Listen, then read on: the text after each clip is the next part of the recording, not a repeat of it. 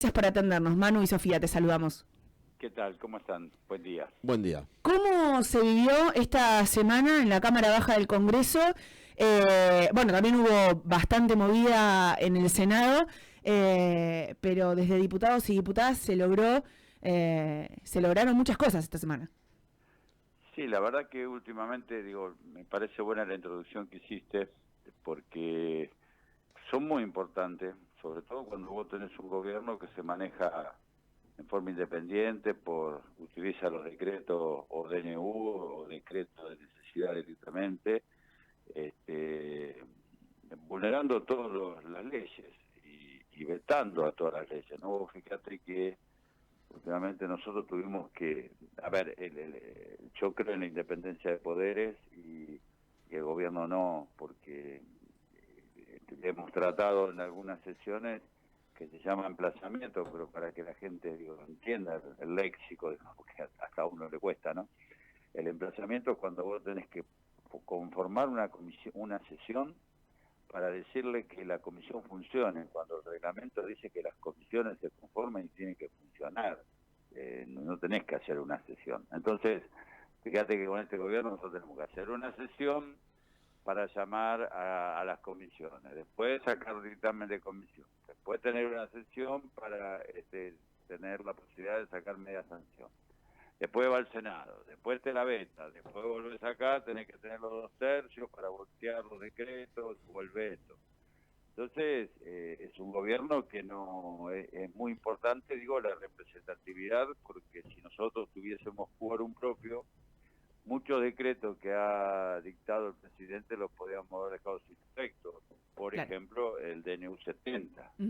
O lo que pasó en esta semana que decías bien vos con el Senado, que se logró dejar sin efecto los decretos del INTA, del INTI, de vialidad, de datos genéticos, de un montón de decretos que perjudican a la población.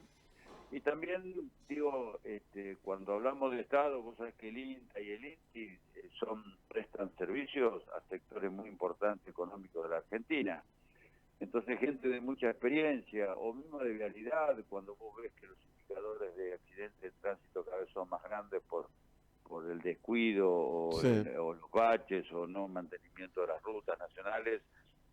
A mí me contaba un compañero que la ruta nacional que va de Bolsón a Bariloche está hecha triza, la ruta 7 no está bien, la 14 tampoco está buena. Si vos no haces mantenimiento con el traslado de los camiones y el tránsito vehicular, es más fácil que se produzcan accidentes por tratar de esquivar cualquier bache o cualquier cosa que pueda haber en la ruta por no haber mantenimiento. Por eso es tan importante vialidad. Entonces, es muy importante esta elección tanto del 7 para legislativa como del 6 de octubre para las nacionales, porque si nosotros volvemos a tener quórum propio, podemos dejar sin efecto el 70, claro, que por ejemplo hoy un montón de gente que está en situación de calle porque no puede pagar los alquileres. Entiendo, Carlos, que esa fue la lectura que se hizo para llegar a la unidad en el peronismo. Totalmente, esa es la lectura que se hace, y también otros sectores que hoy se sienten como lo dijo Ortega Stolbizer, ¿no? Como estar arrepentido de haberle dado la ley base y tanta potestad delegada a un presidente que vos sabés que no tiene equilibrio emocional. Bueno, pero eso no es ninguna novedad. Hola. Que no es ninguna novedad, lo de la falta de equilibrio emocional. Claro, entonces haberle dado semejante poder, porque no lo tuvo nadie, vos fíjate que se modificaron en la ley base más de 300 leyes, y le dieron potestad a modificar lo que se le plazca.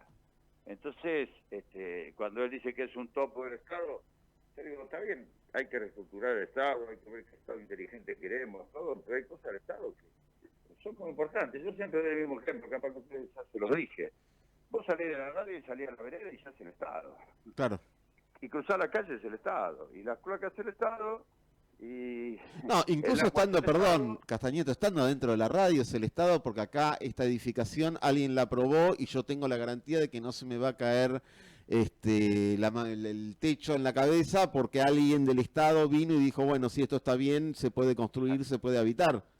Exactamente. Entonces, no, por eso, estoy totalmente de acuerdo. Entonces, bueno, el hecho que se hayan arrepentido algunos otros bloques, hoy nos dio la posibilidad de tener esta mayoría en la Cámara de Diputados para tratar ciertas leyes, otras no pudimos. El otro día, el otro decreto, proyecto de ley que era la distribución de los fondos de combustible, no teníamos los números suficientes.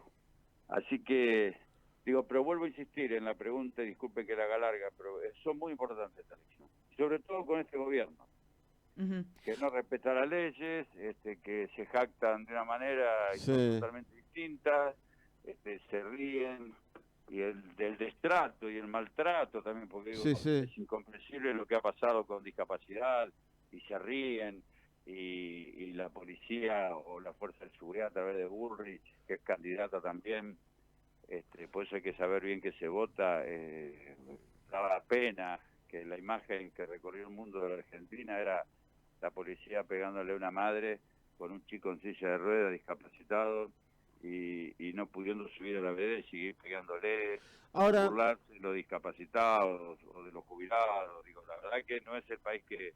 Sí, bardear a un niño con autismo, todo eso. Exacto, no es el país que queremos vivir, y nos costó tanto recuperar la democracia, que yo sé que son 40 años y capaz que algunos de los que votan hoy no vivieron la dictadura o no vivieron un montón de cosas, pero necesitamos un replanteo en la Argentina de muchas cosas, ¿no? Ahora, Carlos, el otro día escuchaba, lo decía creo que Pablo Semán, el antropólogo, decía que la ventaja de Milei es que no, o sea, tiene todo para perder, pero dice no tiene contra quién perder, porque bueno, Milei llega de alguna manera como un rechazo a lo que fue el gobierno del Frente de Todos, y uno lo que estuvo viendo hasta el cierre de listas de parte de, digamos, del peronismo, hoy Fuerza Patria, fue también como esas internas que uno no terminaba de entender, porque ya ni siquiera es que era entre dos proyectos. Uno dice, bueno, Cristina Kicillof más o menos uno entiende que piensan lo mismo en cuanto a modelo de país.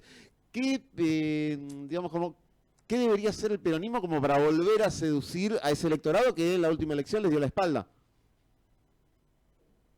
Mirá, yo creo que nosotros lo que tenemos que hacer es tener una plataforma electoral. Por supuesto que no la vamos a tener de acá a un mes, pero sí trabajar en una plataforma electoral ya para las próximas elecciones del 2027.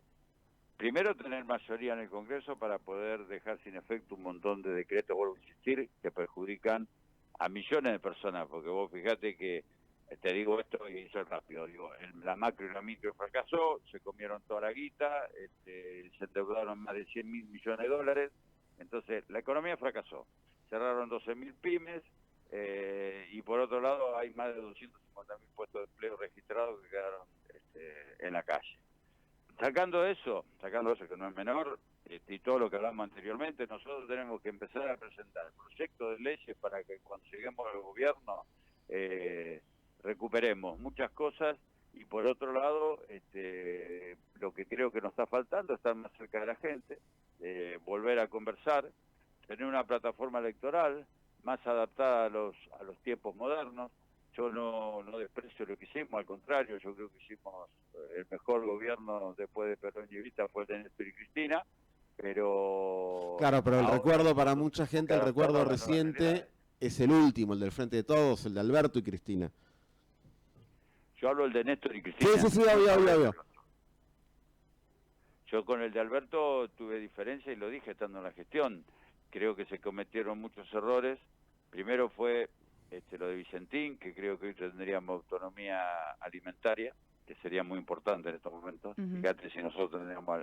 y el otro tema fue haber acordado con el Fondo Monetario, porque cuando le dan el préstamo a Macri, le prestaron más plata de la que tenía que prestar el Fondo Monetario a la Argentina, un país miembro del fondo, pero en desarrollo, vamos a decir así, que tenía un límite, y por otro lado superó el límite de lo autorizado por la ley de leyes, que era el presupuesto. Por eso yo no estaba de acuerdo con el acuerdo, de haber validado el acuerdo que había hecho Macri con el Fondo Monetario, porque era inválido de las dos partes. Y después, bueno, digo, me parece que otra expectativa que no cumplimos es con respecto a los salarios de la gente. La gente estaba con salarios muy bajos y tenía una expectativa que el gobierno de Alberto no la cumplimos, realmente no la cumplimos. Por eso creo que hay que tener una plataforma electoral y sea la o el presidente que llegue con esa plataforma y que cumpla, no que después haga lo contrario a lo que dice en una campaña, ¿no? Y en ese sentido, Carlos, ¿cómo ves estas elecciones? Pienso a nivel provincial, pienso a nivel nacional. Yo tengo expectativas positivas, tanto a nivel provincial como a nivel nacional. A nivel provincial porque, digo, me parece que Axel está haciendo una muy buena gobernación, está haciendo un sacrificio muy grande ante no transferencia de fondos de la nación hacia las provincias. Él mantuvo programas y amplió otras coberturas. Y al nivel nacional, yo creo que la mayoría de los gobernadores se dieron cuenta que cuando apoyaron a este gobierno los usó y los tiró y los tiene como un trapo de piso a todo el mundo. Entonces nosotros necesitamos esta mayoría y creo que los resultados van a ser positivos. Por supuesto que hay un núcleo duro que se ha generado a través de las redes sociales, a través de algunos medios de comunicación, que hay un antiperonismo, un antigobierno para todas y todos, o con derechos, que hay mucha población que no lo quiere, pero es una población de un 30%. Ahora el resto, yo creo que vamos a hacer una excelente elección, tanto en septiembre como en octubre, en la provincia de Buenos Aires, y en muchas provincias también vamos a ganar con fuerza patria, porque la población, mira, no hay que subestimarlo, el pueblo es más inteligente de lo que este gobierno se cree. Entonces quizás a nosotros no nos votaron la última vez porque nos dieron un escarmiento, pero a veces los escarmientos son más caros de lo que uno piensa, ¿no? Clarísimo, Carlos, te queremos agradecer muchísimo este ratito para Radio Estación Sur, ha sido muy amable. No, gracias a ustedes y disculpen que hable tanto, pero bueno, son los momentos de que ustedes nos dan esa posibilidad y que la gente tiene que entender qué es lo que se vota, ¿no? Y qué es lo que estamos poniendo en juego en la Argentina, que no es solo lo económico, sino también los recursos naturales, nuestras fronteras. Estamos en una situación muy difícil en el país en todos los aspectos que nos ha llevado este gobierno. Clarísimo, muchas gracias, Carlos. Gracias a ustedes, que tengan un buen día. Pasaba el diputado nacional por Unión por la Patria, Carlos Castañeto, que nos acompañaba este ratito en Re Sábado. Nos queda mucho más y media hora de programa.